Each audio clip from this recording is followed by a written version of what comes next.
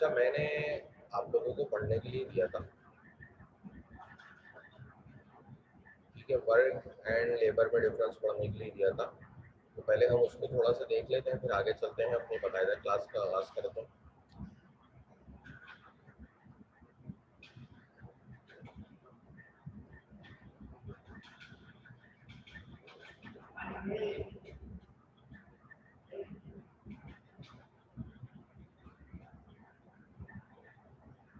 अच्छा, screen share हो रही है आप लोगों को, ये बता दें मुझे। अच्छा, हमने यहाँ पे बात करी थी,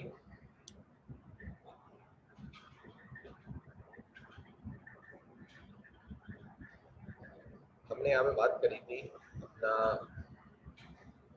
sales distinguish from contract for labour, work and labour से। तो उसको थोड़ा सा आप पढ़ लेते हैं, बाकी तो दो हमने पढ़ लिए थे, ये एक रह गया था, इसको भी थोड़ा सा देख लेते हैं। मैंने आप वैसे तो आप लोगों को घर से पढ़ने के लिए दिया था, पता नहीं बाकियों ने पढ़ा नहीं पढ़ा, एक आध स्टूडेंट ने तो पढ़ लिया है।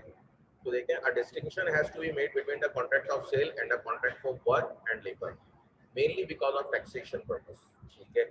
Sale tax is levied only in the case of a contract of sale when property in the goods is intended to be transferred and goods are ultimately to be delivered to the buyer. It is a contract of sale even though some labor on the part of the seller of the goods may be necessary, where however the essence of the contract is rendered of services. Okay? And the exercise was skill and no goods are delivered as such, it is a contract of service. देखिए, वो कहते हैं कि cell of goods में क्या होता है कि हम प्रोडक्ट की, इन्होंने ऊपर टैक्स वाली बात लिखी हुई है, इसको कंसीडर नहीं करिएगा, इसको इग्नोर करना है, क्योंकि सर्विसेज पे भी सेल टैक्स लग जाता है, ठीक है। पाकिस्तान के अंदर लगता है सर्विसेज के ऊपर भी सेल टैक्स, तो इसको हम कंसीडर नहीं करते। लेकिन थोड़ा सा हम डिफरेंशिएट कर लेते हैं कि सेल में क्या होगा कि गुड्स आपको डिलीवर्ड होंगी, लेकिन सर्विसेज में क्या होगा, सिर्फ आपकी स्किल्स को यूज किया जाएगा और आप सिर्फ अपनी स्किल्स को यूज करेंगे। जैसे कि ऑडिट फर्म आपको सर्विस वगैरह देती है, लेकिन अगर आप वो कोई गुड्स डिलीवर नहीं करती, लेकिन वो आपको अपनी स्किल्स सेल आउट करती है, जिसकी बेस पे वो आपका ऑडिट वगैरह बाकी चीजें करती है, ठीक है। तो ये छोटा सा एक डिफरेंस है, बाकी कुछ भी नहीं है। फिर हम मजीद इसमें आगे चलते हैं, हमारा लास्ट टॉपिक था इसमें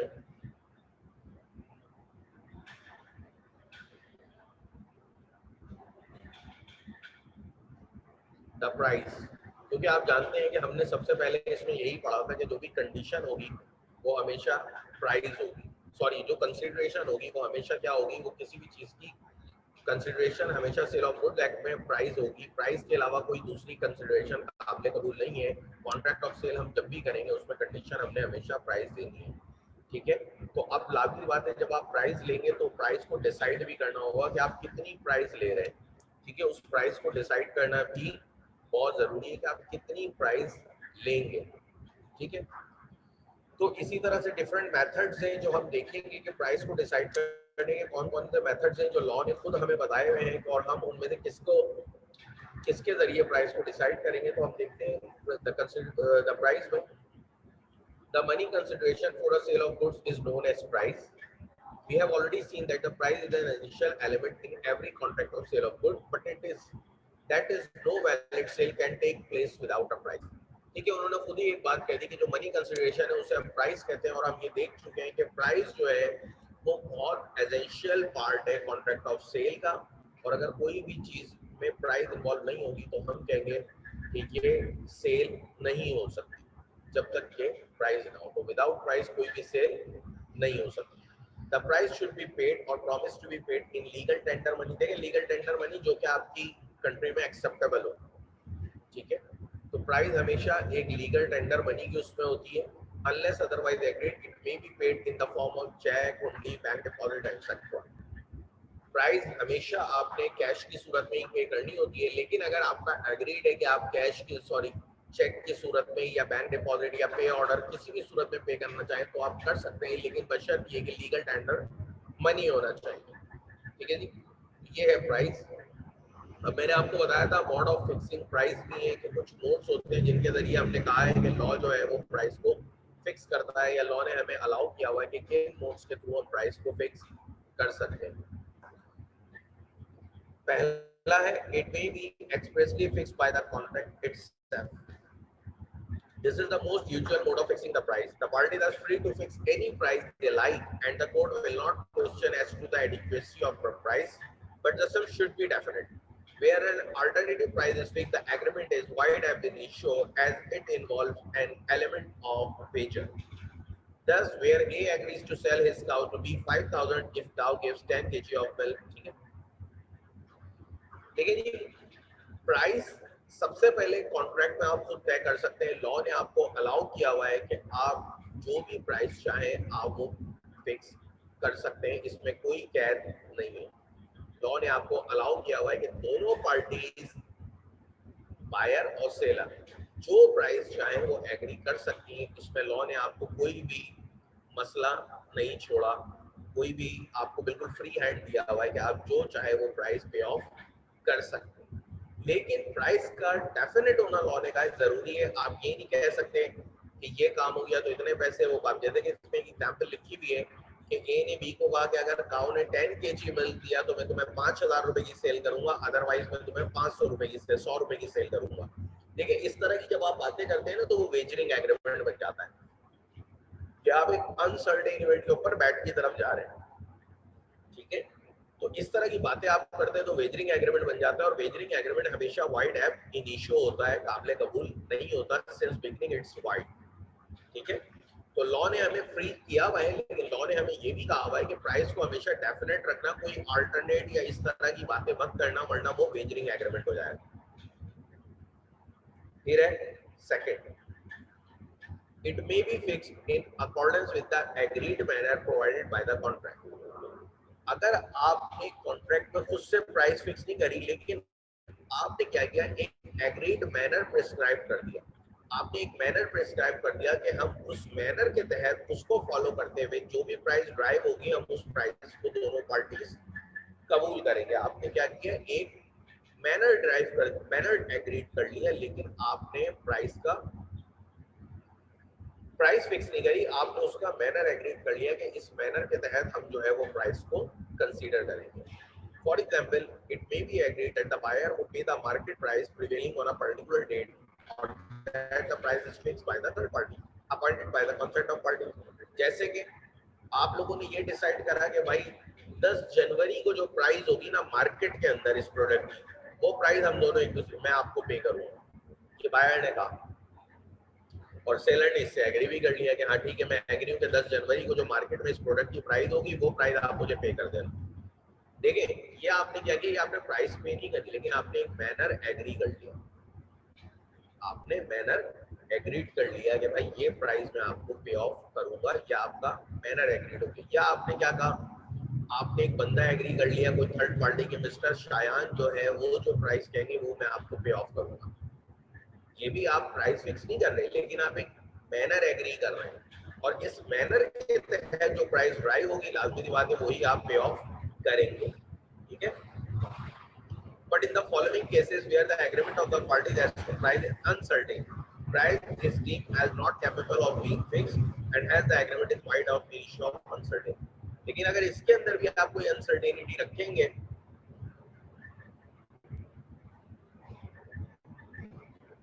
तो भी प्राइस जो है एग्रीमेंट जो है वो वाइड एब इनिशियो हो जाएगा। जैसे कि यही बात लिखी है, but in the following cases where the agreement of the parties as to price is uncertain and not capable of being fixed, ठीक है। जैसे कि क्या है, if the parties is agreed to be whatever sum the seller be offered by any third party, ठीक है। या if the price is left to be fixed by one of the contracting parties expressly। पहली बात क्या गई कि whatever the sum, जो भी सम थर्ड पार्टी, देखिए एग्रीड मैनर में भी ये नहीं होता कि वो सिर्फ सेलर को बताया ये बात सही है, ठीक है। दोनों पार्टी का कॉन्सेंट होना जरूरी है वैल्यूअर में भी ना। तो इसमें भी आपने एक अनसर्टेनिटी छोड़ दी। पहले केस में आपने क्या कहा कि if the price is agreed to be whatever sum the seller be offered by any third party, के जो भी सम सेलर को थर्ड पार्टी ऑफर कर देगी वही हमारी प्राइस होगी। नहीं, दोनों पार्टीज का कॉन्सेंट होना जरूरी है, सिर्फ सेलर के कॉन्सेंट पे नहीं होगी। और यही बात दूसरे पॉइंट में, the price is left to be fixed, आपने क्या करा, बायर और सेलर ने दोनों में से एक के ऊपर छोड़ दिया कि सेलर जो प्राइस बोलेगा वो मैं पे करूंगा या बायर जो प्राइस बोलेगा वो मैं एक्सेप्ट करूंगा। ऐसी भी अगर आपने कोई बात कह दी तो वो कॉन्ट्रैक्ट वाइड है, इशू है, क्योंकि आपने अनसर्टेनिटी छोड़ी दूसरी पार्टी के कॉन्सेंट को लेकर।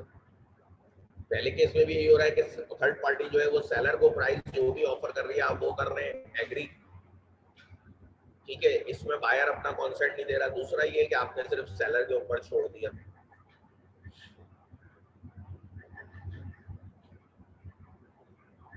ठीक है जी।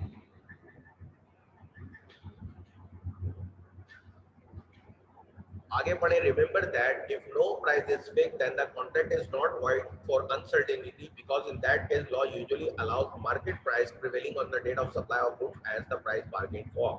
लेकिन कहते हैं कि अगर कोई भी प्राइस फिक्स नहीं हो सकी तो कॉन्ट्रैक्ट आपका वाइड नहीं होगा। लॉ नॉर्मली क्या करता है कि जो उस तारीख की मार्केट प्राइस होती है उसको लेके उस कॉन्ट्रैक्ट के ऊपर फिक्स कर देते हैं। ठीक है, जब आप कोर्ट की तरफ जाते हैं तो जब आप कोर्ट की तरफ जाते हैं और कोर्ट देखता है,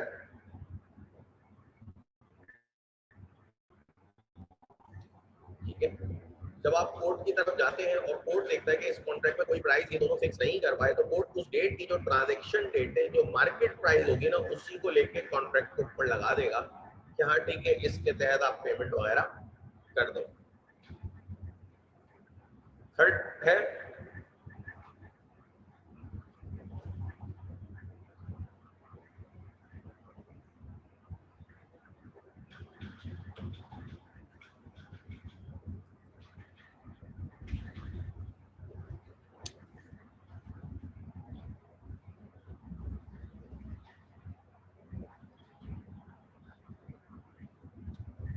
अच्छा एक क्वेश्चन भी आ गया है सर, लास्ट पैरा दोबारा बता दें। लास्ट पैरा कोर्ट वाला पैरा ये है कि अगर कोई भी प्राइस आप फिक्स नहीं कर पाए तो कॉन्ट्रैक्ट आपका, मतलब आप एक प्राइस पे नहीं पहुंच पाए, आप प्राइस फिक्स नहीं कर पाई तो लॉ उस कॉन्ट्रैक्ट को फिर वाइड नहीं करता। लॉ यूजुअली क्या करता है कि जो भी मार्केट प्रिवेलिंग प्राइस होती है ऑन द सेट डेट उसी डेट की प्राइस को वो आपकी प्राइस कंसीडर कर लेता है।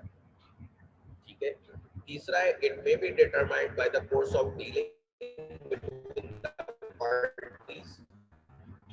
जो कोर्स ऑफ डीलिंग्स होती है पार्टीज के बीच में उसकी जो प्राइस होती है वो भी लॉ कंसीडर करता है। The price prevailing on the date of placing the order, the course of dealing suggest that in subsequent transaction also price as on the date of order will be paid. आपकी course of dealing ऐसे है कि उस product की price आप पहले दे चुके हैं और वही प्राइस आप दोबारा दे रहे हैं। नॉर्मली जैसे कि देखिए शेयर्स मार्केट में होता है, शेयर्स मार्केट का कोर्स ऑफ डीलिंग क्या है कि जो मार्केट प्राइस होती है वो पे कर रहे हो। शेयर्स मार्केट में क्या होता है, जो मार्केट प्राइस होती है हम वो पे कर रहे होते हैं। ठीक है, ब्रोकरेज हाउस के जो कमीशन होते हैं वो भी ऑलरेडी डिसाइडेड होते हैं, कोर्स ऑफ डीलिंग के तहत वो भी चल रहे होते हैं। ठीक है, तो इसमें क्या है, जो कोर्स ऑफ डीलिंग जो ट्रांजैक्शन की नॉर्मल रूटीन है उसके तहत आप प्राइस फिक्स करे हुए, मतलब हमने कोई प्राइस फिक्स नहीं करी हुई लेकिन हमारे ट्रांजैक्शन की रूटीन ये है कि जो भी मार्केट प्राइस होती है वो हम पे कर देते हैं। ठीक है, तो इस तरह की अगर आप बात करते हैं तो ठीक है, ये आपका कोर्स ऑफ डीलिंग हो गया। जैसे कि फॉर एग्जाम्पल अगर मैं एक इंश्योरेंस कंपनी से इंश्योरेंस लेता हूँ और मैंने वहाँ पे एक बेंच मार्क एम्प्लॉइज का इंश्योरेंस ले रहा हूँ अपनी कंपनी के, और मैंने एक बेंच मार्क रखा हुआ है कि मेरा कोई एम्प्लॉय एडमिट होगा प्राइस पे कर देंगे जो भी मार्केट प्राइस की रूम की तमाम हॉस्पिटल की, जिस हॉस्पिटल में भी वो जाएगा उसकी जो रूम की मार्केट प्राइस होगी। ठीक है, ये बेसिकली में क्या करें, ये हमारा कोर्स ऑफ डील होती रहती है। इसी तरह शेयर्स मार्केट में होता है, शेयर मार्केट में क्या होता है वहां पे भी यही होता है तो भाई आप जो है वो प्राइस पे कर देते हैं।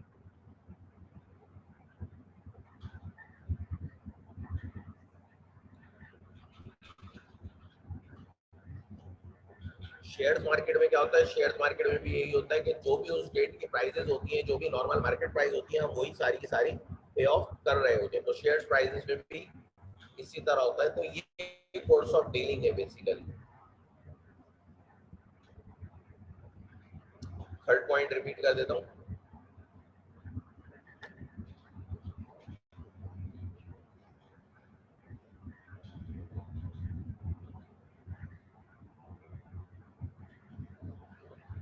देखें थर्ड पॉइंट में वो कह रहे हैं कि it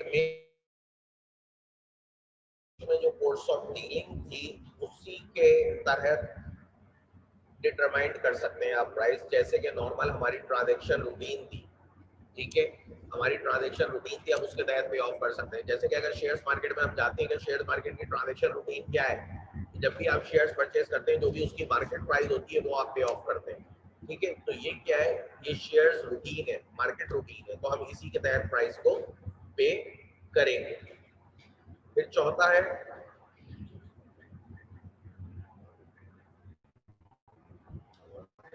if the price is not determined in accordance with any of the above modes, the buyer is bound the seller a reasonable price. What is a reasonable price is a question of fact dependent on the circumstances of each particular case. Ordinarily, the market price of the goods prevailing on the date of supply is taken as reasonable price. कह रहे हैं कि भाई देखें, अगर ऊपर दिए हुए तीनों मेथड के जरिए,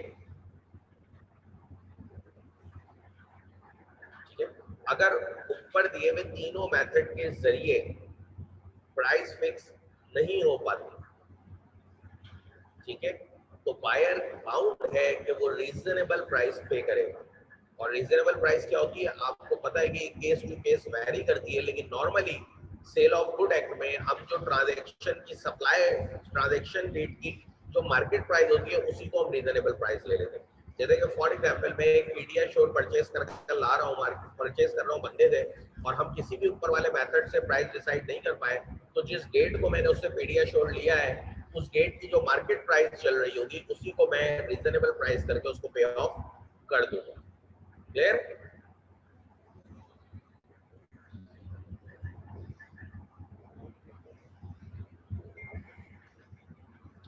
फिर आपके पास नेक्स्ट है agreement to sale at valuation.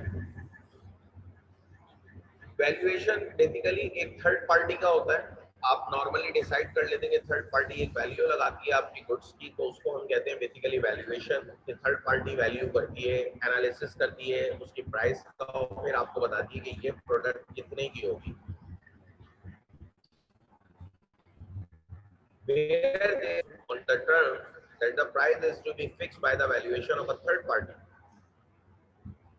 And क्योंकि आपने पढ़ा ना ऊपर एग्रीड मैनर में कि कभी कभी हम थर्ड पार्टी को भी अपॉइंट कर लेते हैं, थर्ड पार्टी जो भी प्राइस फिक्स करेगी वही हमारी प्राइस होगी।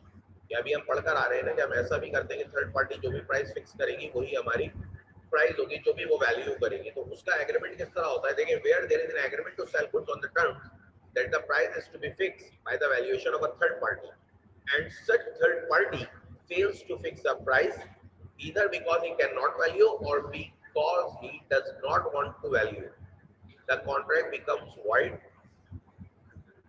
कहते हैं कि अगर आपने थर्ड पार्टी को डिसाइड किया था कि थर्ड पार्टी वैल्यूएशन करेगी प्रोडक्ट का और वो प्राइस आप पे करेंगे, और थर्ड पार्टी नाकाम हो जाती है वैल्यूएशन करने में, भले वो अपनी इनकॉम्पिटेंसी की वजह से नाकाम होती है या वो करना नहीं चाह रही, कोई भी वजह हो सकती है, लेकिन अगर वो नाकाम हो जाती है तो कॉन्ट्रैक्ट वाइड हो जाता है।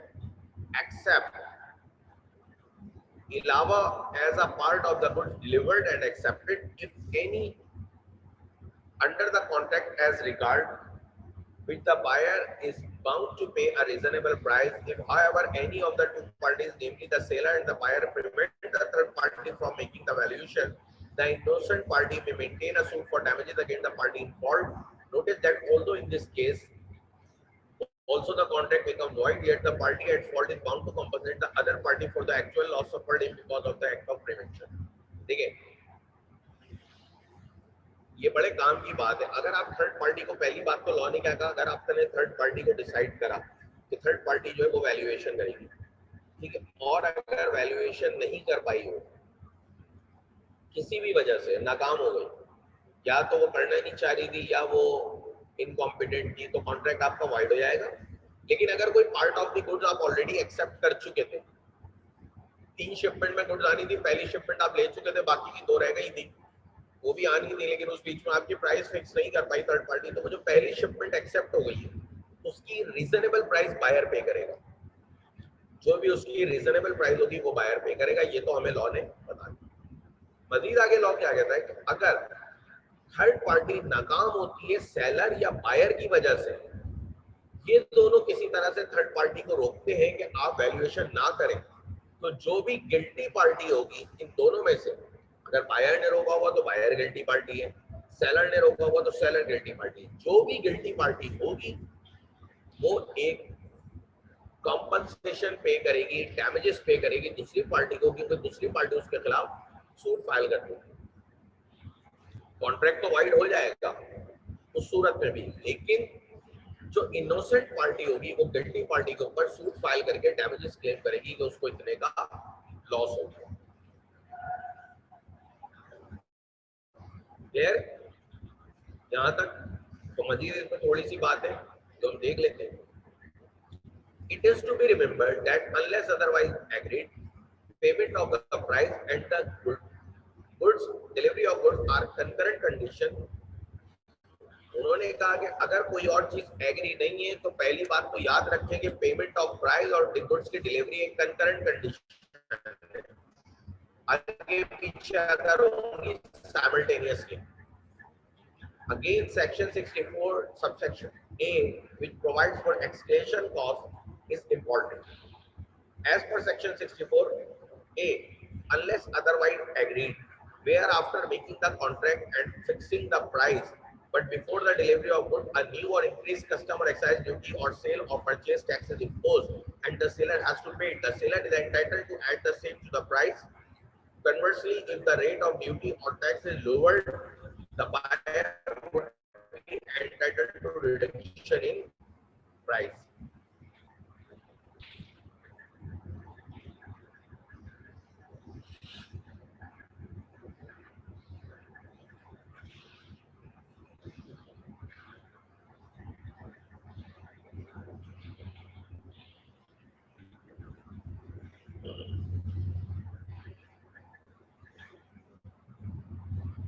ठीक है जी, देखें ये क्या बात लिखी हुई है, ये बात दोबारा पीछे का सारा मैंने आपको बता दिया कि अगर इनोसेंट पार्टी गिल्टी पार्टी पे सूट फाइल करेगी। अब मसला क्या होता है, बाद बात ऐसा होता है जब आप नॉर्मली हमारी ऑटोमोबाइल सेक्टर में तो ये बहुत ज्यादा होता है कि आप कार बुक कराते हैं और आप जब बुकिंग पे होते हैं आप ओन पे नहीं करते। ओन आप लोगों को पता होगा कार की डिलीवरी के लिए ब्लैक मनी पे की जाती है, समझ लें एक तरह से ब्राइब ही होती है वो, कि उसको आप फोन देते हैं तो वो आपको जल्दी कार डिलीवर कर देता है। ठीक है, तो नॉर्मली ऑटोमोबाइल सेक्टर में होता है कि अगर आप कार आज बुक कराते हैं आपको डिलीवरी 7-7, 8-8 महीने बाद मिलती है। ठीक है, इस बीच क्या होता है आपको पता है कि पाकिस्तानी मार्केट में साल में 3-3, 4-4 बार जो है हमारी ऑटोमोबाइल सेक्टर की प्राइसेस इंक्रीज होती हैं। जैसे कि पाक सुजुकी ने पिछले साल 4 दफा साल के अंदर प्राइस इंक्रीज करी है, हालांकि क्यों करी है समझ से बाहर है। ठीक है, डॉलर का जो महंगा होने का रेट था वो भी कम था, प्राइस इंक्रीज परसेंटेज ज्यादा था। इसके अलावा वो कोई मॉडल भी चेंज नहीं करते, तो मॉडल अगर चेंज कर रहे हो तो वो भी एक अलग बात है, मॉडल भी कोई चेंज नहीं करते। ठीक है, तो उनकी उसमें भी कॉस्ट इंक्रीज नहीं होती। बहरहाल हमारा टॉपिक ये नहीं है। तो नॉर्मली यही होता है कि ऑटोमोबाइल सेक्टर में अगर आप कार आज बुक कराते हैं 2 मिलियन पे, ठीक है, लेकिन कार की डिलीवरी होने होने तक कार जो है वो महंगी होगी, वो पहुंच जाती है जी 25 लाख रुपए में। ये आप सिर्फ तब कर सकते हैं जब आपका एस्केलेशन क्लॉज डला हुआ हो। एस्केलेशन क्लॉज कहता है कि अगर आपने एग्री कर ली एक प्राइस और डिलीवरी से पहले पहले वो प्राइस इंक्रीज होती है, भले गवर्नमेंट की ड्यूटीज की वजह से किसी भी वजह से अगर वो इंक्रीज हो जाती है और सेलर को वो पे करना है तो सेलर वो बायर से ले सकता है, लेकिन कब, जब आपने एस्केलेशन क्लॉज डाला हुआ। इसी तरह अगर गवर्नमेंट की ड्यूटीज वगैरह कम हो जाती हैं और आप अपनी प्राइस कम करते हैं तो फिर बायर से आप कम प्राइस चार्ज करेंगे। ऐसा लेकिन प्रैक्टिकली होता नहीं है, क्योंकि प्राइस कम तो कोई भी नहीं करता, ज्यादा हर कोई कर देता है। ठीक है, तो ये भी एक वजह है। और ऑटोमोबाइल सेक्टर में नॉर्मली ऐसा ही होता है कि अगर आप फोन पे ना करें और गाड़ी की डिलीवरी आप 6-8 महीने बाद लेंगे तो प्राइस बढ़ जाती है। ठीक है, प्राइस वो बढ़ा देते हैं, उन्होंने एस्केलेशन क्लॉज तो उसमें डाला हुआ होता है कि अगर प्राइस इंक्रीज हो गई तो आप पे ऑफ करेंगे। ठीक है जी, ये हो गई सारी प्राइस की बात। अब अगला है अर्नेस्ट और डिपॉजिट, इसको मार्क करेंगे, आप पढ़ लीजिएगा घर से, कल हम इसको फिर अगेन डिस्कस कर लेंगे। थोड़ा बहुत इसलिए पढ़ने के लिए देता हूँ कि आप एटलीस्ट किताब खोलिए। किताब खोलेंगे तो लाजमी बात है साथ में कुछ और भी पढ़ लेंगे।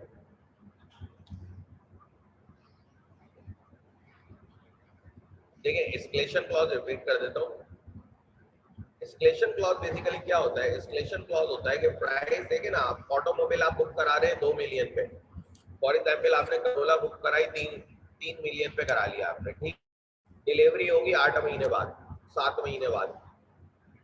7 महीने बाद डिलीवरी होती है तो आपको पता चलता है जी आपकी गाड़ी तो महंगी हो गई। आपने जो बुक कराई थी 3 मिलियन पे, वो 3 की नहीं है, वो 3.5 मिलियन की हो गई। तो ये ऑप्शन क्लॉज डाल देते हैं कि अगर किसी कंडीशंस की वजह से प्राइसेस इंक्रीज होती है तो बायर वो प्राइस पे ऑफ करेगा। यहाँ पे एस्केलेशन क्लॉज यहाँ पे एस्केलेशन क्लॉज का मतलब ये होता है कि before delivery, after making the contract but before delivery, अगर गवर्नमेंट के टैक्सेस वगैरह बाकी चीजें, कोई भी ड्यूटीज, ट्रांसपोर्टेशन, कोई भी चीज इंक्रीज कर रही है जिसकी वजह से सेलर की प्राइसेस इंक्रीज कर रही हैं, तो सेलर वो प्राइस बायर से लेगा, बायर पे नई प्राइस चार्ज करेगा। लेकिन एस्केलेशन क्लॉज अगर ये कहता है तो साथ में ये भी कहता है कि अगर सेम प्राइसेस कम हो गई, फॉर एग्जांपल टैक्सेस कम हो गई या ड्यूटीज कम हो गई या ट्रांसपोर्ट कोई भी चीज कम हो गई जिसकी वजह से आपके प्रोडक्ट की प्राइस कम हो गई, तो आप बायर से वो कम वाली प्राइस भी चार्ज करोगे। तो दोनों बातें हैं, अगर प्राइस इंक्रीज होगी तो इंक्रीज प्राइस चार्ज करोगे, प्राइस डिक्रीज होगी तो डिक्रीज प्राइस चार्ज करोगे। एस्केलेशन क्लॉज दर हकीकत ये बात क्या है। अर्नेस्ट डिपॉजिट आप पढ़ लीजिएगा। स्टिपुलेशन एज टू टाइम, ये शायद हमने पहले भी पढ़ा था। When time is the essence of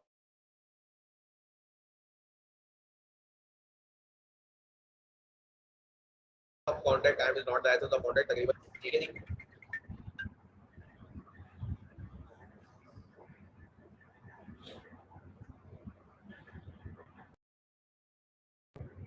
एक मिनट को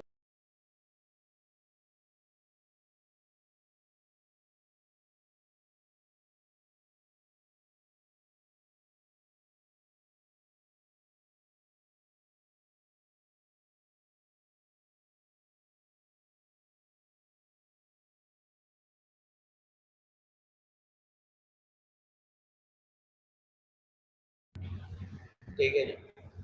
Stipulation as to time देख लेते हैं। Stipulation as to time in a contract of sale fall under following two heads।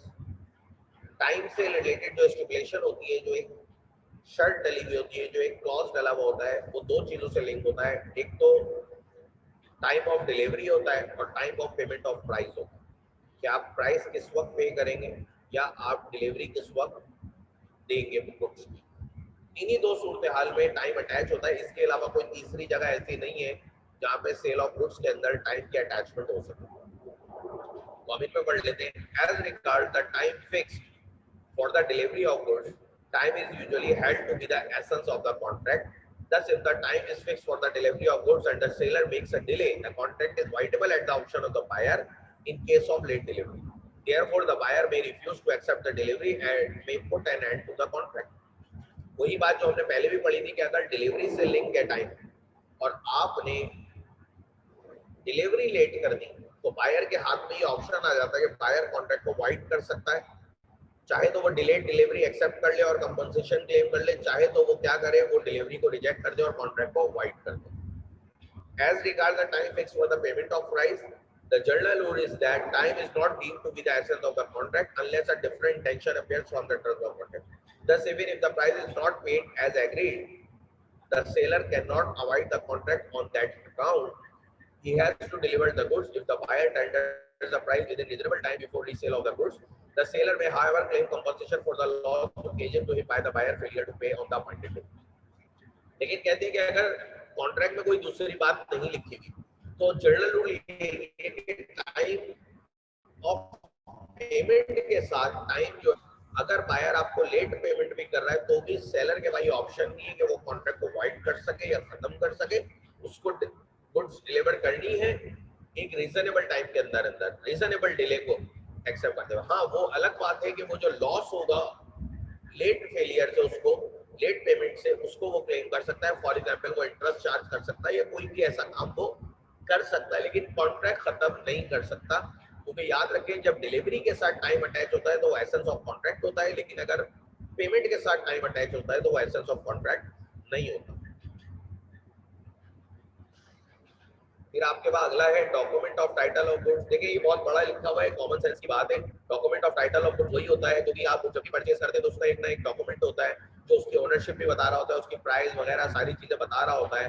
जैसे कि नॉर्मल आप कोई गुड्स परचेज करने आते हैं उसकी इनवॉइस होती है तो वो डॉक्यूमेंट हो गया, ठीक है। इसी तरह bill of landing, dock warrant, ये सारे जो वार फिंगर, ये सारे जो सर्टिफिकेट्स है railway receipt, delivery order, TCS वगैरह से बेचते हैं, ये सारी चीजें ये डॉक्यूमेंट ऑफ टाइटल होती है कि ये ओनरशिप का डॉक्यूमेंट होती है। तो जब भी कोई गुड्स होगी उसका लाजमी सी बात है कोई ओनरशिप का टाइटल होगा, कोई ओनरशिप का डॉक्यूमेंट होगा। जो भी ओनरशिप का डॉक्यूमेंट होगा उसी को हम डॉक्यूमेंट ऑफ टाइटल कहते हैं। यहाँ पे आगे आपका ये चैप्टर एंड होता है और अब हम चलते हैं अपने नेक्स्ट चैप्टर की तरफ। किसी को कोई कंफ्यूजन है पिछले चैप्टर से तो पूछ ले, वरना मैं मूव करता हूँ अपने नेक्स्ट चैप्टर की तरफ।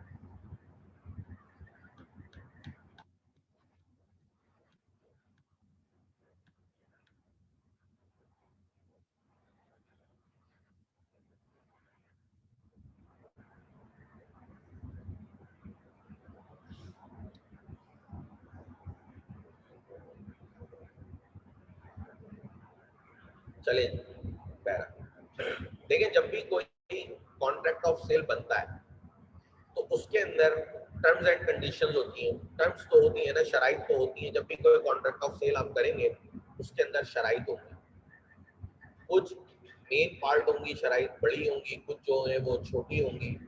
जो मेजर टर्म्स होती है उन्हें हम कंडीशन कहते हैं, जो माइनर टर्म्स होती है उन्हें हम वारंटी कहते हैं, ठीक है। याद रखें जब भी कोई कॉन्ट्रैक्ट बनता है उसकी टर्म्स होती हैं, शराइत होती हैं। जो बड़ी main part of the contract होती है, जो मेन होती हैं वो मेजर टर्म्स जिन्हें आप कह सकते हैं वो कंडीशन कहलाती हैं, और जो माइनर टर्म्स होती हैं उन्हें आप वारंटी कह सकते हैं। लेकिन बहरहाल लॉ क्या डिफाइन करता है हम देखते हैं। A condition is a stipulation essential to the main purpose of the contract,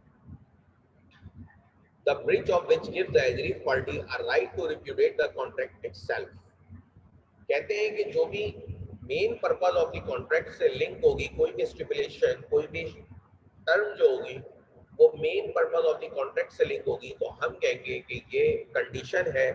और कंडीशन अगर पूरी नहीं होती, उसको तोड़ रहा है कोई, तो एग्रीव पार्टी तोड़े या सेलर तोड़े, एग्रीव पार्टी के पास ये राइट होता है कि वो कॉन्ट्रैक्ट को रिप्यूडिएट कर सकती है, कैंसिल कर सकती है, ठीक है। उसके पास ये राइट है वो कॉन्ट्रैक्ट कैंसिल। जैसे कि फॉर एग्जांपल मैं आपको एक एग्जांपल देता हूँ। जैसे मैं आपको कंडीशन की एक एग्जांपल देता हूँ। फॉर एग्जांपल आपने शॉपकीपर को कहा कि मुझे 100 सीलिंग फैंस पार्क फैन के चाहिए। आपने क्या कहा, मुझे 100 पार्क के फैन के सीलिंग फैन चाहिए। उसने आपको डिलीवर कर दिए कौन से, मिल्लत फैन। ये basically breach of condition. Main part क्या था, पार्क फैन चाहिए थे ना, उसने मिल्लत के डिलीवर कर दिए, ब्रीच ऑफ कंडीशन। कॉन्ट्रैक्ट को आप चाहें तो कैंसिल कर सकते हैं। वारंटी क्या है? A warranty is a stipulation collateral to the main purpose of the contract, the breach of which gives the aggrieved party a right to sue for damages only and not to avoid contract itself। Warranty क्या होती है? Collateral part होती है, main purpose नहीं होती contract का, सिर्फ collateral part होती है, मतलब मेन पर्पस से अटैच होती है, मेन पर्पस के लिए एसेंशियल नहीं होती। जैसे कि ऊपर आपने एग्जांपल में देखा कि उसको मिल्लत फैन मिल गए पाक फैन की जगह, ये एसेंशियल चीज थी कि कंपनी का ब्रांड क्या है। लेकिन अगर मैं बोलूं कि मुझे डिलीवरी अपनी शॉप पे चाहिए थी और अगले बंदे ने गलती से डिलीवरी मेरे घर पे कर दी, ये वारंटी है। डिलीवरी शॉप पे चाहिए थी, ये main purpose of the contract के साथ एक अटैचमेंट थी। उसने मेरे घर पे डिलीवर्ड कर दिया, लेकिन प्रोडक्ट तो वही डिलीवर्ड करी है, लेकिन सिर्फ घर पे कर दिया, तो ये चीज कहलाएगी वारंटी का ब्रीच। और ये सिर्फ मुझे डैमेज क्लेम करने की अथॉरिटी देगा, कॉन्ट्रैक्ट कैंसिल करने की नहीं देगा। जैसे कि फॉर एग्जांपल मैं यहाँ पे क्या डैमेज क्लेम करूंगा, जितने पैसे मेरे घर से शॉप तक लाने में लगेंगे ट्रांसपोर्टेशन, वो मैं क्लेम कर लूंगा सेलर से, ठीक है। तो कंडीशन एक मेजर पार्ट होती है, essential to the contract, main purpose of the contract होती है, लेकिन warranty collateral to the main purpose of contract होती है, कोलेटरल पार्ट होती है, अटैच होती है। कंडीशन तोड़ने से आप कॉन्ट्रैक्ट को रिप्यूटेट कर सकते हैं, खत्म कर सकते हैं। वारंटी तोड़ने से सिर्फ डैमेज क्लेम होगा, कॉन्ट्रैक्ट खत्म नहीं कर सकते। क्लियर है?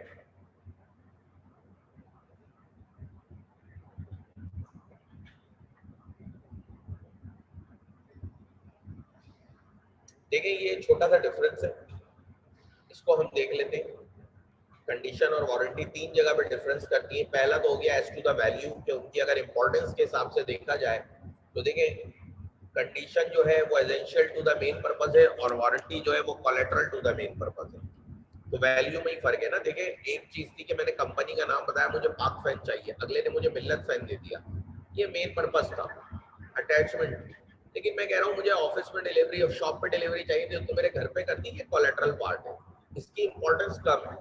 चीज तो वही आई है ना आपके पास, सिर्फ घर पे चले गई, घर से उठवा के आप ऑफिस मंगा ले, जो भी डैमेज होगा लॉने का क्लेम कर लो। तो एक तो इम्पोर्टेंस का फर्क है। तो वैल्यू के हिसाब से essential to the main purpose होती है कंडीशन, और वारंटी जो है वो collateral to the main purpose होती है। एज टू ब्रिज,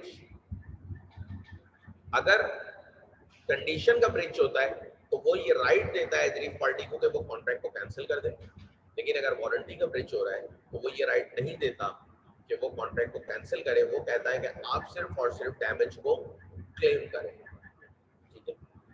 ट्रीटमेंट, तीसरी जगह difference, a breach of condition may be treated as breach of warranty but breach of warranty cannot be treated as breach of condition।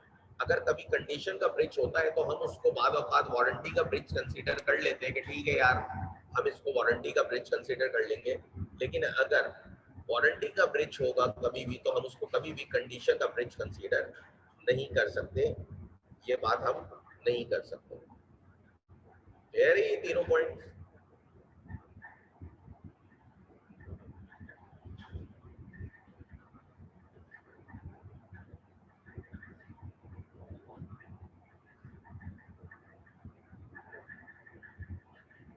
मजीद आगे बढ़ते हैं।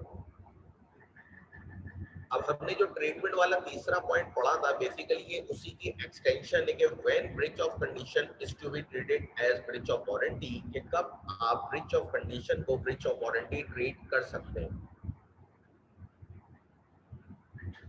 Warranty का bridge कब consider करेंगे? वारंटी का bridge हो गया ना, आपने उसको बोला था मेरी शॉप पर डिलीवर करना, उसने घर पे डिलीवर कर दी, ये वारंटी ब्रिज करी ना उसने। जब भी माइनर टर्म्स एंड कंडीशन में ब्रिज होगा उसको हम वारंटी कहेंगे, क्योंकि वारंटी का ब्रिज कहेंगे, क्योंकि वारंटी क्या है? Collateral to the main purpose है। तो जब भी एक माइनर टर्म्स में ब्रिज होगा तो हम कहेंगे वारंटी का ब्रिज किया है, खत्म। अब हम पढ़ते हैं when condition is to be treated as breach of warranty. तो हमने तीसरा डिफरेंस पढ़ा था कि कंडीशन को आप कभी कभी वारंटी का ब्रिज कंसीडर कर सकते हैं, लेकिन कभी भी वारंटी के ब्रिज को आप कंडीशन का ब्रिज कंसीडर नहीं कर सकते। तो उसी के एक्सटेंशन है, थोड़ा सा इसको देख लेते हैं।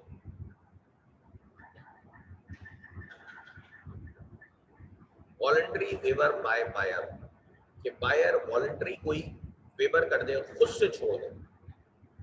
Although on a breach of condition by the seller, the buyer has a right to treat the contract as repudiated and reject the goods, but he is not bound to do so. He may instead elect to waive the condition, to treat the breach of condition as a breach of warranty and accept the goods and sue the seller for damages for breach of warranty.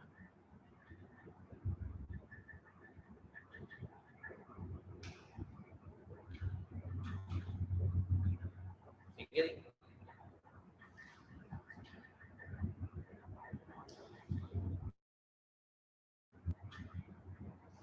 कहते हैं कि buyer खुद से wave कर दे voluntarily. जैसे कि for example मैंने आपको एक एग्जांपल दी थी कि हमने उससे मांगे थे पाक फैन, लेकिन उसने हमें डिलीवर कर दिए कौन से फैन? मिल्लत फैन। ठीक है। पाक फैन की जो प्राइस हमने उसको पे करी हुई थी, पाक फैन की जो प्राइस थी वो ज्यादा थी, फॉर एग्जांपल 1500 रुपए थी, और मिल्लत फैन की जो प्राइस थी वो 1300 रुपए थी। मेरे पास मिल्लत फैन आ गए, मैंने कहा कि चलो यार ये फैन तो है मेरे पास, तो मिल्लत की भी मार्केट अच्छी है। तो मैंने क्या करा, मैंने इस कॉन्ट्रैक्ट को कैंसिल नहीं करा, मैंने कहा भाई देखो 200 रुपए कम में आप मुझे वापस दें और मैं इन फैंस को एक्सेप्ट कर लेता हूँ। ठीक है। ये मैंने क्या करा, ये मैंने खुद से वेव कर दिया कि एक कंडीशन थी, उसको खुद से वेव करके मैंने उसको क्या करा, वॉलंटरली वेव कर दिया, और मैंने कंडीशन के ब्रिज को वारंटी का ब्रिज कंसीडर कर लिया। ठीक है, कि मैंने मिल्लत फैन को ही एक्सेप्ट कर लिया, खुद से वेव कर दिया कि ठीक है मैं कर लेता हूँ। फॉर एग्जाम्पल जैसे इसमें देखिए लिखा है A agrees to supply B 10 bags of first quality sugar, that is 1625 per bag, but supplies only second quality sugar, the price of which is 1500। कि ए ने बी से एग्री करा था कि मैं आपको 10 बैग ए क्वालिटी शुगर के दूंगा जिसकी प्राइस थी 1625 रुपए, लेकिन दिए उसने बी क्वालिटी जिसकी प्राइस थी 1500 रुपए। अब बायर के पास ऑप्शन था, वो कॉन्ट्रैक्ट कैंसिल कर सकता था, लेकिन वो बाउंड नहीं है, उसके पास ऑप्शन है। बायर ने कहा ठीक है मैं कॉन्ट्रैक्ट कैंसिल नहीं कर रहा, मैं वेव कर रहा हूँ और मैं आपसे डैमेजेस क्लेम करूंगा, मतलब मैं कंडीशन को एज अ वारंटी की ब्रिज कंसीडर करूंगा और मैं आपसे डैमेजेस क्लेम कर लेता हूँ, जो कि उसने 125 रुपए पर बैग क्लेम कर लिया। तो पहली कंडीशन तो ये हो गई, पहला तरीकेकार तो ये हो गया जब कंडीशन को आप एज अ वारंटी का ब्रिज कंसीडर कर सकते हैं। अगला है acceptance of goods by buyer,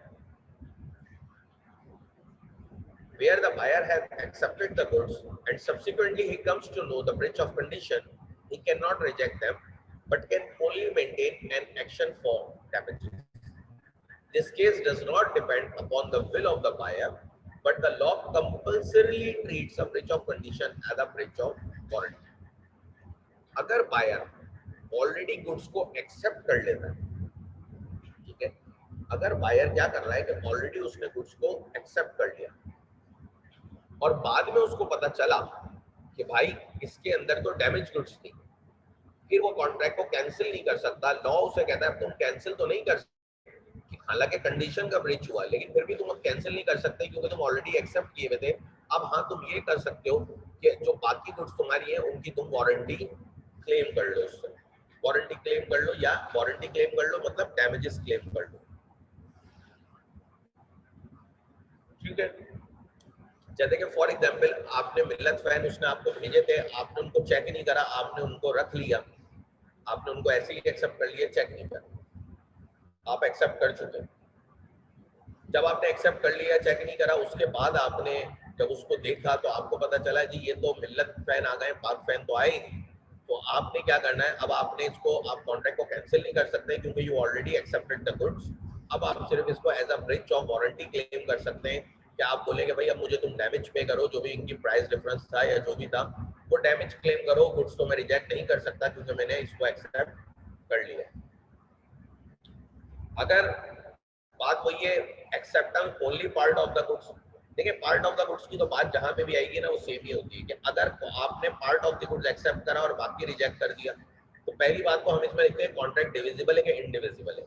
अगर कॉन्ट्रैक्ट डिविजिबल था, डिवाइड होने वाला था, तो आपने पार्ट ऑफ द गुड्स को एक्सेप्ट कर लिया, ब्रीच ऑफ कंडीशन की सूरत में पार्ट ऑफ द गुड्स को आपने एक्सेप्ट करा और बाकी को आपने रिजेक्ट कर दिया। लेकिन अगर कॉन्ट्रैक्ट इंडिविजिबल था तो सीधी सी बात है, आपने अगर part of the good accept कर लिया तो अब आपने पूरी गुड्स को ही एक्सेप्ट करना है, बाकी की आप रिजेक्ट नहीं कर सकते। ठीक है, और ऐसी सूरत हाल में भी बेसिकली कंडीशन को as a breach of warranty treat किया जाएगा कि अगर कॉन्ट्रैक्ट इंडिविजिबल था और आपने part of the goods accept कर ली। फॉर एग्जांपल आपने देखा कोई भी कॉन्ट्रैक्ट इंडिविजुअल था, आपको 20 फैंस आए थे लेकिन उनकी जो प्राइस थी वो एक कंसोलिडेट प्राइस थी, एक इंडिविजुअल कॉन्ट्रैक्ट था, आपने उसमें से 2 एक्सेप्ट कर लिए, बाकी के आपने कहा 18 जो है वो रिजेक्ट कर दो। तो इंडिविजुअल कॉन्ट्रैक्ट था, यहाँ पे आप ऐसा नहीं कर सकते, आपको सबके सब एक्सेप्ट करने हैं और सबको लॉ ट्रीट करेगा कि ब्रीच ऑफ वारंटी हुआ है, ब्रीच ऑफ कंडीशन नहीं हुआ, क्योंकि यहाँ पे आपके पास ऑप्शन नहीं है। यहाँ पे लॉ ने आप पे कंपलसरी कर दिया कि अगर तुम ऐसी हरकत कर लो कि तुम एक्सेप्ट कर लो गुड्स, तो फिर सीधी सी बात है फिर कंडीशन का ब्रीच नहीं, हम उसको वारंटी का ब्रीच कंसीडर करेंगे और तुम्हें डैमेज दिला देंगे।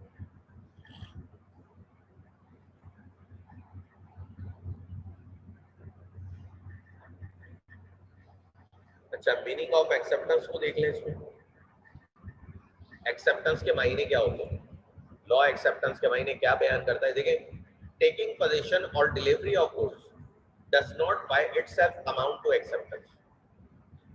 अगर आप सिर्फ किसी चीज का पोजीशन ले लें या आपको डिलीवरी हो जाए तो हम उसको एक्सेप्टेंस नहीं कहते।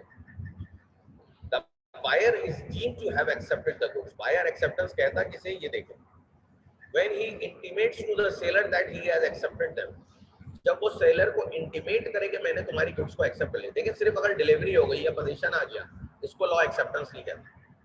लॉ कहता है when he intimate the seller that he has accepted the good, जब वो सेलर को इंटीमेट करे कि हमने तुम्हारी गुड्स को एक्सेप्ट कर लिया, या when he does any act in relation to the goods which is inconsistent with the ownership of the seller, वो कोई ऐसा एक्ट करने लगे जो कि बता उस एक्ट के जरिए जाहिर होने लगे कि इसने गुड्स को एक्सेप्ट कर लिया। जैसे कि मेरे पास मिल्लत फैन आए थे, मैंने उनको आगे सेल आउट करना शुरू कर दिया, मैंने सेलर को बताया नहीं कि मैंने इनको एक्सेप्ट कर लिया, इंटीमेट नहीं किया, मैंने उनको आगे सेल करना शुरू कर दिया कस्टमर्स को।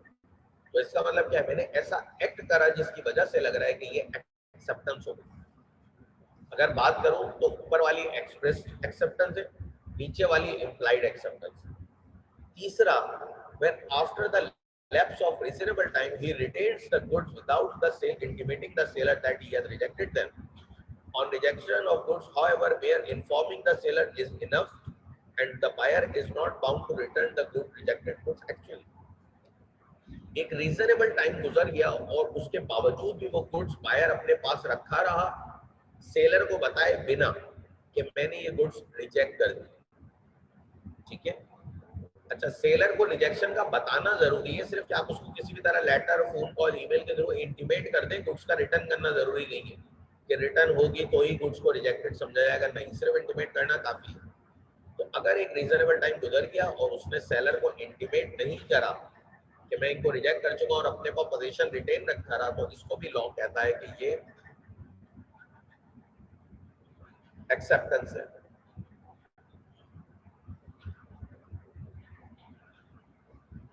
ठीक है जी, express and implied conditions and warranties.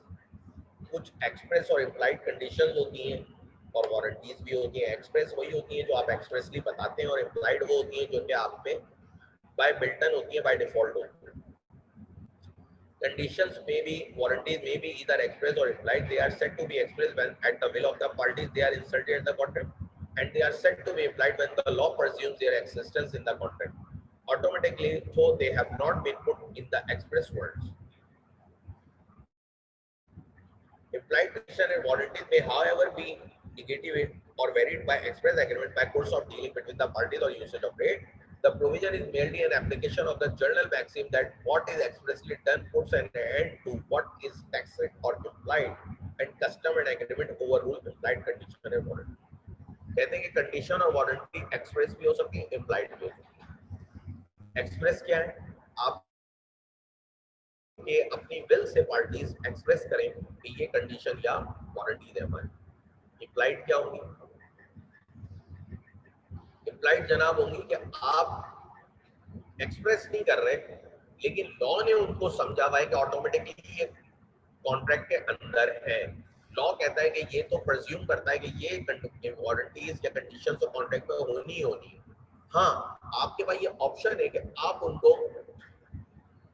खत्म कर सकते हैं एक्सप्रेस कंडीशन के थ्रू। अगर लॉ ने कोई चीज इम्प्लाइड करी हुई है, आप उसको एक्सप्रेस के थ्रू, एक्सप्रेसली कोई अपनी विल के ऊपर उसको खत्म कर सकते हैं अगर आप लोग ये चीज चाहें तो। लॉ ने अलाउ किया हुआ है, लेकिन दर हकीकत लॉ ने कुछ इम्प्लाइड कंडीशन रखी है, लेकिन लॉ ने ये भी अलाउ किया है कि आप चाहें तो उसको खत्म कर सकते हैं। ठीक है, तो अब हम पढ़ लेते हैं इम्प्लाइड कंडीशंस। पहले इम्प्लाइड कंडीशंस क्या होती है। ठीक है जी, अगर मैं बात करूं इम्प्लाइड कंडीशंस,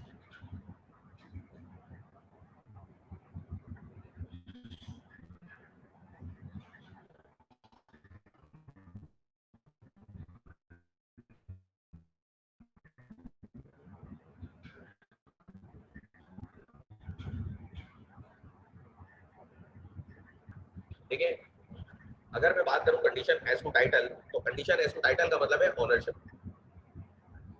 ये एक इम्प्लाइड कंडीशन है लॉ की।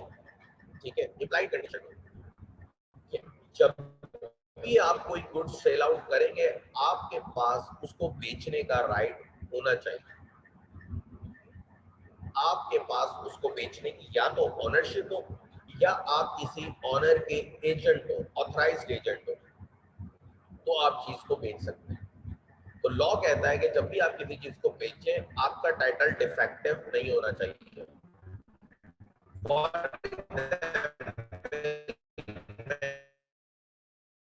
मैंने अपने पड़ोसी की बाइक चुराई और मिस्टर बी को सेल आउट कर दी, कल को मिस्टर बी रिकवर करेंगे और डैमेज भी क्लेम करेंगे, ठीक है, या कॉन्ट्रैक्ट कैंसिल करेंगे, जो भी करेंगे।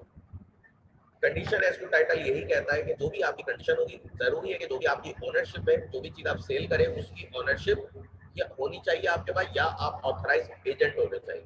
या तो आप रियल ओनर होंगे या आप ऑथराइज एजेंट होंगे। आपका टाइटल डिफेक्टिव नहीं होना चाहिए, आपकी ओनरशिप डिफेक्टिव नहीं होनी चाहिए, मतलब कहीं चोरी ना की हो, किसी से फ्रॉड ना किया हो, कोई मिसरिप्रेजेंटेशन ना की हो, ऐसी कोई भी हरकत आपने ना की।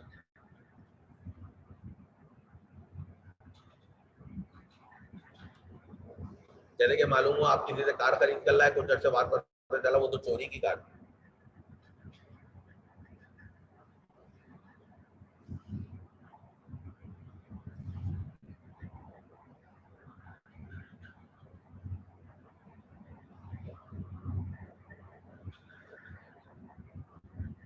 अच्छा, एक और चीज का इसमें ध्यान रखें, एक और बात भी लिखी हुई है कि कंडीशन एज टू टाइटल में ना सिर्फ ये हो कि वो ओनर हो, बल्कि ये भी हो कि वो उसकी वैलिडिटी भी देखना हो। ऐसा ना हो, देखें फॉर एग्जाम्पल आप लोगों ने नाम सुना होगा एक ब्रांड का, गैप। गैप ब्रांड का नाम सुना होगा, गारमेंट्स का ब्रांड है, ठीक है। आपने गैप का नाम सुना होगा या लकोस्टे का नाम सुना हुआ होगा, ठीक है। लकोस्टे का आपने नाम सुना हुआ है कि एक ब्रांड है जिसके अपर्स आते हैं, टी शर्ट, जूते, सारी चीजें आती हैं। अब मैं आपको एक प्रोडक्ट ला के दूं, उस पर लकोस्टे का टैग लगा दूं, ठीक है, मेरी अपनी बनाई हुई चीज है, मेरी अपनी ओनरशिप है, लेकिन मैंने टैग किसका लगाया हुआ है? लकोस्टे का टैग लगाया हुआ है, ठीक है। लकोस्टे का टैग मैंने लगा के आपको दे दिया, ये भी मुझे मना है।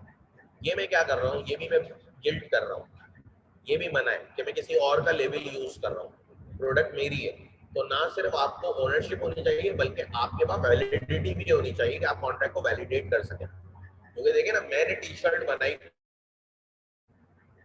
मैंने टैग किसी और कंपनी का लगा दिया, अब ये क्या है? ये भी एक गलत बात है, मैं ये भी नहीं कर सकता। ना सिर्फ मुझे ओनर होना है, बल्कि मुझे उसकी को भी अपहोल्ड करना है, वैलिडिटी की भी है गारंटी करनी है, ठीक है। मैं इस तरह से नहीं कर सकता कि किसी दूसरे का टैग लगा के बेचूं।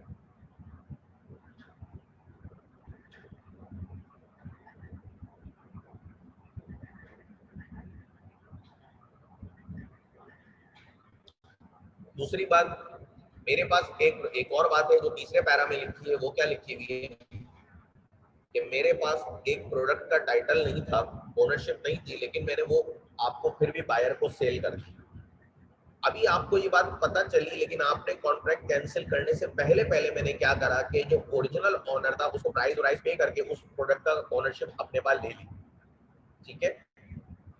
उस प्रोडक्ट की ओनरशिप अपने पास ले ली, तो अब बायर जो है वो कॉन्ट्रैक्ट को कैंसिल नहीं कर सकता, वो लेट हो गया, ठीक है। हुआ क्या कि जब मैंने सेल करी उस वक्त तो ओनरशिप नहीं थी, लेकिन सब्सिक्वेंटली मैंने ओनरशिप एक्वायर कर ली। अगर मैंने सब्सिक्वेंटली ओनरशिप एक्वायर कर ली और बायर ने उससे पहले पहले, मेरी एक्विजिशन से पहले पहले अगर बायर ने कॉन्ट्रैक्ट को कैंसिल नहीं करा था, तो बायर लेट हो गया, अब मजीद नहीं कर सकता। तो कंडीशन एज टू टाइटल में हमने तीन बातें पढ़ी। पहली बात तो ये कि देखिए, टाइटल डिफेक्टिव नहीं होना चाहिए, आपको ऑनर होना जरूरी है या ऑनर के एजेंट होना जरूरी है जब आप कोई प्रोडक्ट बेचें। दूसरी बात, सिर्फ ऑनर होना काफी नहीं है, ये भी जरूरी है कि वो प्रोडक्ट भी ऐसा ना हो कि आप किसी दूसरे का लेबल, कॉपीराइट, ट्रेडमार्क वगैरह यूज करके बेच रहे हो। तीसरी बात, ठीक है आपके पास उस वक्त ऑनरशिप नहीं थी सेल के वक्त, लेकिन आपने बायर के कॉन्ट्रैक्ट कैंसिल करने से पहले पहले अगर सब्सिक्वेंटली ओनरशिप एक्वायर कर ली, तो अब बायर कॉन्ट्रैक्ट कैंसिल नहीं कर सकते।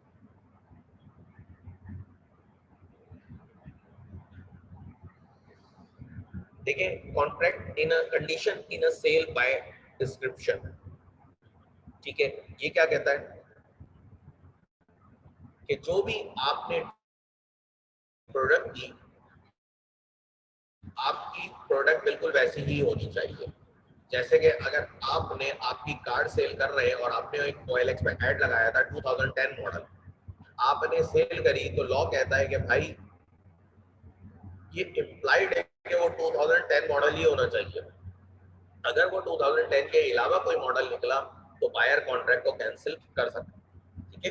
तो जब भी आप किसी डिस्क्रिप्शन के थ्रू सेल करेंगे, जैसे कि नॉर्मली दराज वगैरह पे होता है कि एक प्रोडक्ट की डिस्क्रिप्शन लिखी हुई होती है, अगर वो प्रोडक्ट उस डिस्क्रिप्शन के तहत नहीं निकलता, तो जब भी दराज आपको बोलता है कि आप प्रोडक्ट को रिटर्न कर दें, वो रिटर्न करना दरअसल क्या होता है, आप कैंसिल ही तो कर रहे होते हैं, ठीक है। तो जब भी प्रोडक्ट डिस्क्रिप्शन के तहत सेल होगा तो जरूरी है कि वो डिस्क्रिप्शन से मैच हो, सेम वही हो जो डिस्क्रिप्शन। थर्ड है आपके पास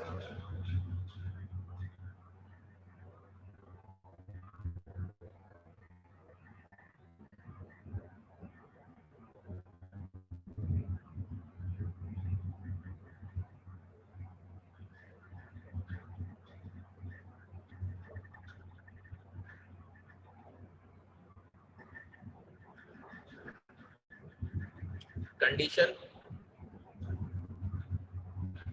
टू है, दोबारा बता देता हूँ। देखिए जब भी कोई प्रोडक्ट आप डिस्क्रिप्शन के तहत सेल कर रहे हैं, डिस्क्रिप्शन क्या होती है, जैसे फॉर एग्जाम्पल अभी तुम अपनी कार बेचने खड़े हो तो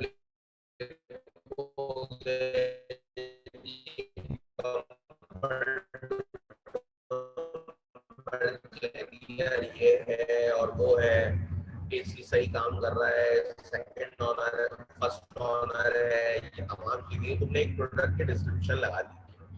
तो जरूरी है कि जो भी तुमने डिस्क्रिप्शन लगाई थी उससे तमाम चीजें मैच होनी चाहिए। ऐसा ना हो कि तुमने लिखा था 2010 मॉडल, कार का मॉडल है 2009।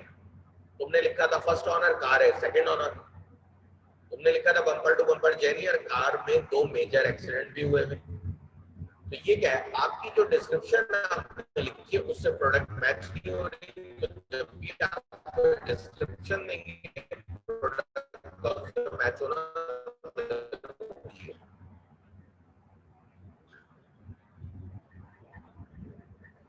कभी कभी पहले एक सैंपल लेते हैं और फिर उस सैंपल, नॉर्मली सैंपल हमें शॉपकीपर तभी देता है जब हमें कोई चीज बल्क में परचेज करनी होती है। कंपनी की सूरत हाल में ऐसा होता है, घरों में तो नहीं होता कि आप कोई भी चीज बल्क में परचेज करें।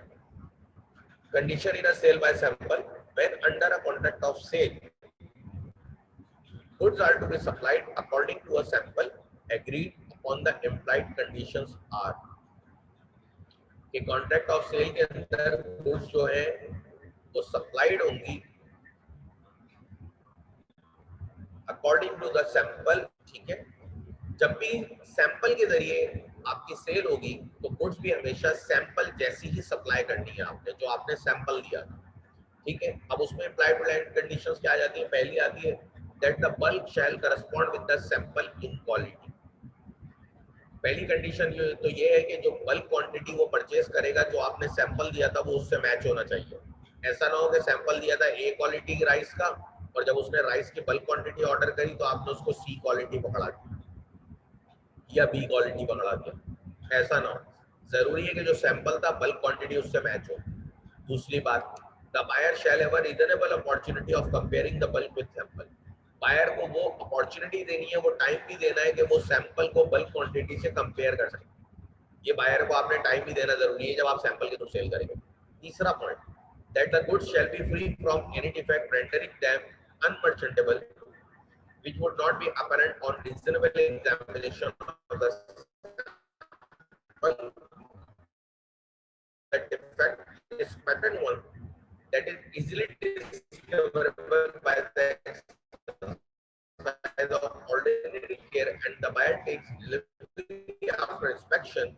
There is no breach of implied condition and buyer has no remedy. कह रहे कि गुड्स फ्री होनी चाहिए, तमाम डिफेक्ट बायर इजीली एग्जामिन करके थोड़ा सही चेक करके पता लगा सकता था, डिस्कवर नॉर्मल एग्जामिनेशन से, नॉर्मल इंस्पेक्शन से, नॉर्मल इंटेलिजेंस से। तो फिर हम कहेंगे कि बायर सेल्स को कैंसिल।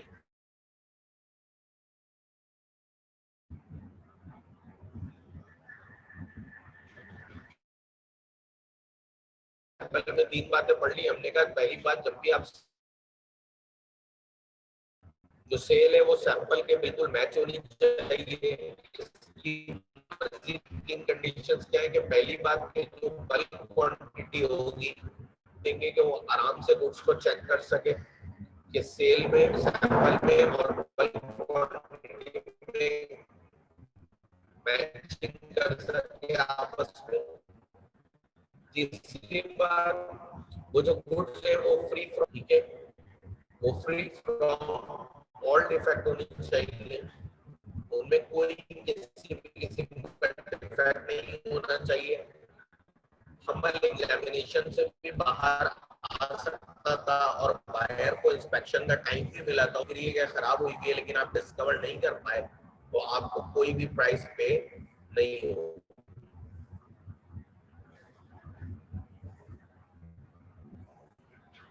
ठीक है जी, फिर मजीद हम आगे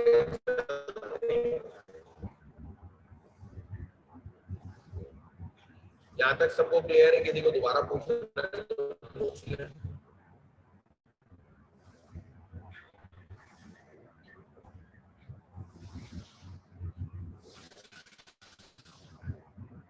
वरना फिर मैं आगे बढ़ता हूँ।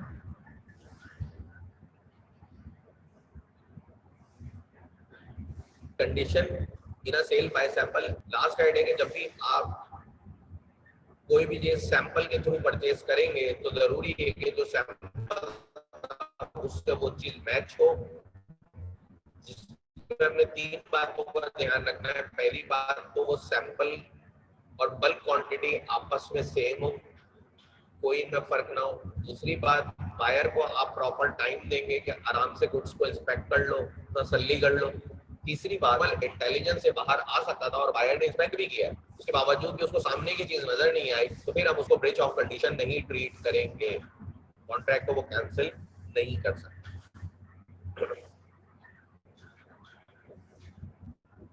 क्लियर है भाई? आगे बढ़े।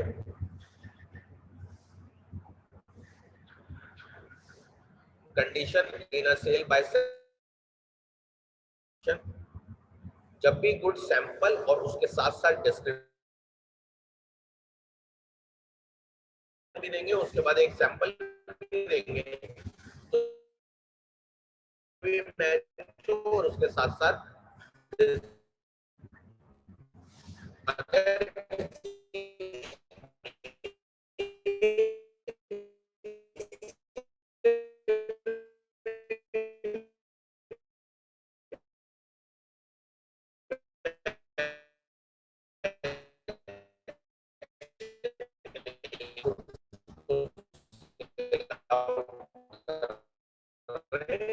तो जरूरी।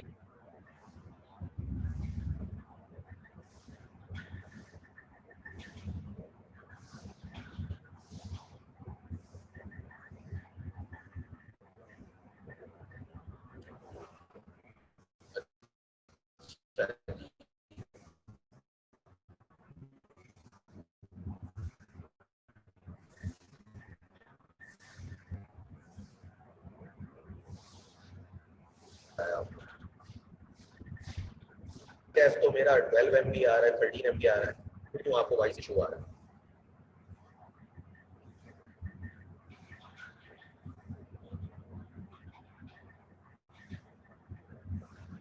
देखिए, पॉइंट नंबर 4 कहता है कि अगर आप डिस्क्रिप्शन और उसके साथ साथ सैंपल दोनों चीजों के थ्रू, एक ही प्रोडक्ट को दोनों चीजों के थ्रू सेल कर रहे हैं, तो उसका दोनों से मैच होना जरूरी है, कि ना सिर्फ वो सैंपल से मैच हो बल्कि वो डिस्क्रिप्शन से भी मैच हो। ठीक है,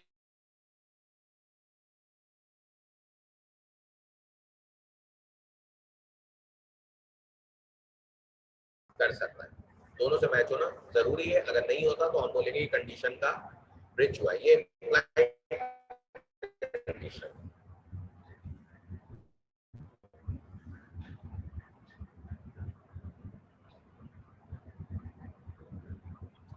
फिर अगला है condition as to fitness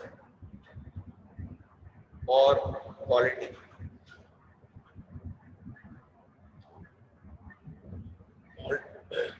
Ordinarily, in a contract of sale, there is no implied condition or warranty as to quality or fitness for any particular purpose of the goods supplied. ठीक है, कि normally कह रहे हैं कि quality और fitness को लेके कोई भी implied condition लॉ नहीं कहता हो, लेकिन बालों बात ये हो जाती है। लॉ हमेशा क्या कहता है? Let the buyer beware, के बायर को हमेशा लिंक या फिटनेस कहते हैं कि जिस पर्पस के तहत आप दे रहे हो। ठीक है, जो पर्पज हो आपका प्रोडक्ट है ना, कि किस काम की है, तो नॉर्मली तो ऐसी कोई टाइट कंडीशन नहीं होती। लेकिन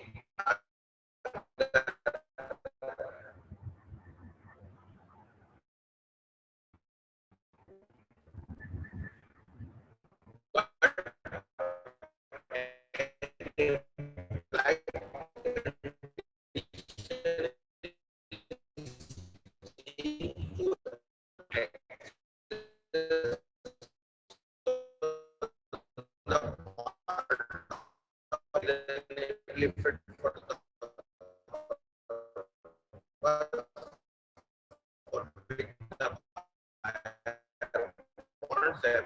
is the following की और फिटनेस का ध्यान रखें।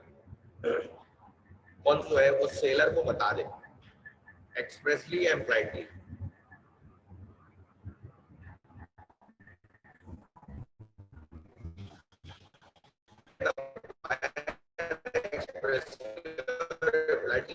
should make known to the seller the particular purpose for which the goods are required। कि बायर क्या करे कि अपने गुड्स तुमसे परचेज कर। दूसरी, the buyer should rely on the seller skill और judgment। बायर सेलर पे रिलाई भी करेंगे। सेलर कह रहा है कि ये वाली ले जाओ तो बायर के हाँ ठीक है मैं इससे एग्री करता हूँ। In the ordinary course of business, whether he be the manufacturer, ये कि वो उसमें डील भी करता हो। ऐसा ना हो कि सेलर बराबर वाली दुकान से खरीद के डील करता हो। तो फिर फिटनेस की condition, the purpose must be made known expressly if the goods to be supplied can be suited for several purposes. Otherwise, the condition as fitness will not be implied.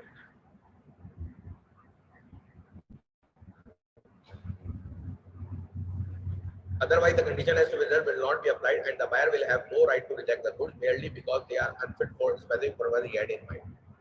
ठीक है, उसका purpose बताना जरूरी है।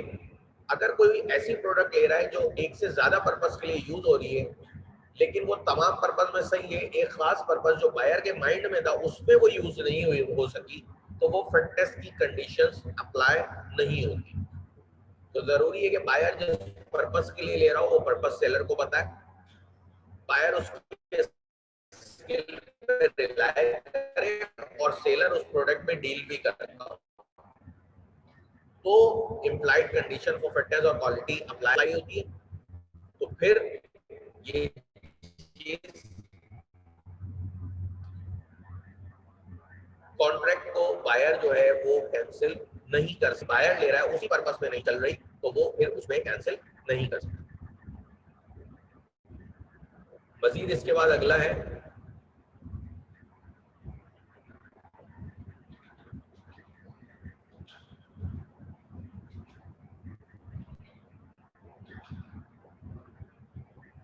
Last repeat कर देता हूँ, दोबारा रिपीट कर देता हूँ। देखें, फिटनेस और क्वालिटी को लेके कभी भी कोई कंडीशन होती है, लेकिन अगर ये तीन कंडीशन सेटिस्फाइड हो जाएं, 3 पॉइंट सेटिस्फाई हो जाएं, तो हम कहते हैं कि फिटनेस की कंडीशन आ जाती है। पहला कि बायर एक्सप्रेसली या इम्प्लाइडली सेलर को बताएगा कि किस मकसद के तहत वो कुछ खरीद रहा है, क्या उसको काम करना है जाके। जैसे कि तुम अगर एक शॉप पे जा रहे हो, तुम उसको एक पर्पस बता रहे हो कि यार मुझे जो बटन चेंज करना है घर का, उसके लिए मैं लूं क्या लूं, स्क्रू ड्राइवर लूं, क्या चीज लूं, ये तुम उसको पर्पस बता रहे हो।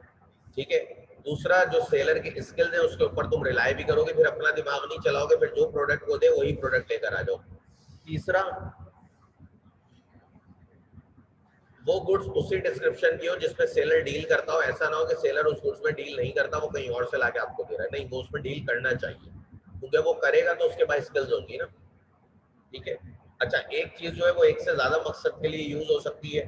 अब वो बाकी चीजों में तो फिट है, लेकिन जिस मकसद के तहत आपने जहन में रख के खरीदी उस मकसद के लिए फिट नहीं है, तो भी उस पर कंडीशन अप्लाई नहीं होती फिटनेस और क्वालिटी।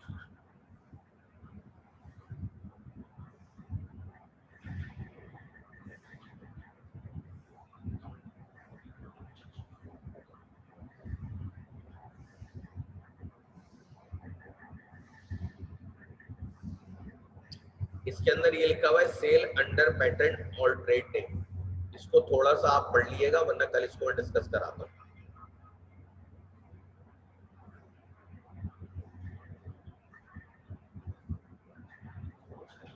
अच्छा जी, इसको हम यहीं तक रखते हैं क्योंकि कुछ वॉइस इश्यू हो रहा है आप लोगों को भी, तो इसको मैं यहीं तक रखता हूँ। 15 मिनट हालांकि हैं, अगर पिछले में से कुछ पूछना है तो पूछ लें, मैं आगे नहीं जा रहा क्योंकि वॉइस इशू हो रहा है, इंटरनेट का पता नहीं क्या प्रॉब्लम है। हालांकि स्पीड तो सही आ रही है, तो अगर कोई मसला पूछना है कुछ तो पूछ लें, क्योंकि इंशाल्लाह ताला कल की क्लास में ही चैप्टर एंड हो जाएगा आपका।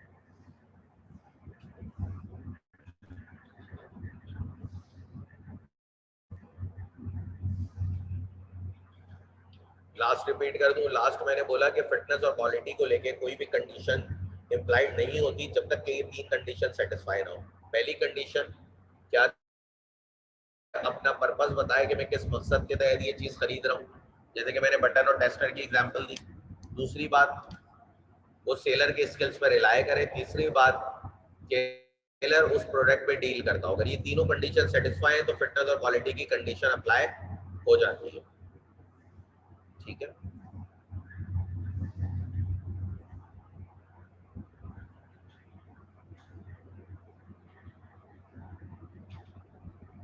नहीं मेरा जूम तो एक बार भी आउट नहीं हुआ, आपका जूम बार बार आउट हो रहा होगा, फिर आप इसको रिकॉर्डेड लेक्चर में कंप्लीट आप सुन लीजिएगा, क्योंकि मेरा जूम तो सही चल रहा है।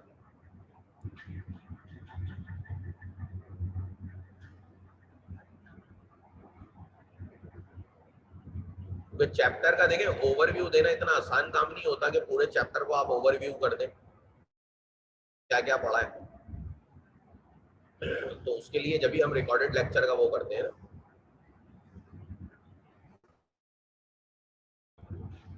अब एक चैप्टर आप पिछले 1 घंटे से पढ़ रहे हैं, उसको मैं किस तरह से 5 मिनट में समराइज कर दूंगा।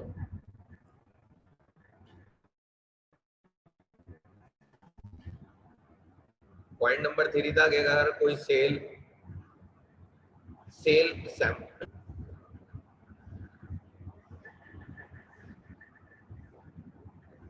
पॉइंट नंबर 3 था कि कंडीशन अगर सैंपल के जरिए कोई सेल हो रही है तो किस तरह से होगी, कि जो भी आप सैंपल दे रहे हैं, देखिए सैंपल तभी देते हैं जब आपसे कोई बल्क क्वांटिटी खरीदता है। अगर एक ही खरीदना होगा तो उड़ा के बेच देंगे। ठीक है, तो कोई भी चीज आप सेल आउट कर रहे हैं, 3 बातों का कंडीशंस को पूरा करना है। 3 कंडीशन का सेटिस्फाई होना जरूरी है। पहली कि वो जो सैंपल है की क्वालिटी है वो बल्क की क्वांटिटी से मैच होनी चाहिए।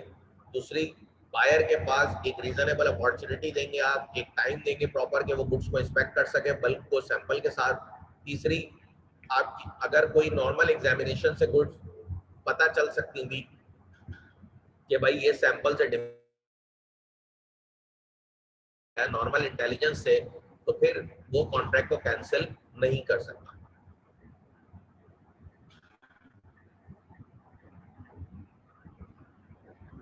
पॉइंट नंबर 4 दोबारा बता देता हूँ, बहुत दफा बता चुका हूँ, एक ही पॉइंट।